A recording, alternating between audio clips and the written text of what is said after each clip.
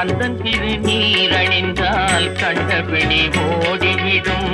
குந்தகங்கள் மாறி இன்பம் குடும்பத்தை நாடி வரும். கந்தன் திருநீரணிந்தால் கண்டபிடி ஓடிவிடும். குந்தகங்கள் மாறி இன்பம் குடும்பத்தை நாடி வரும்.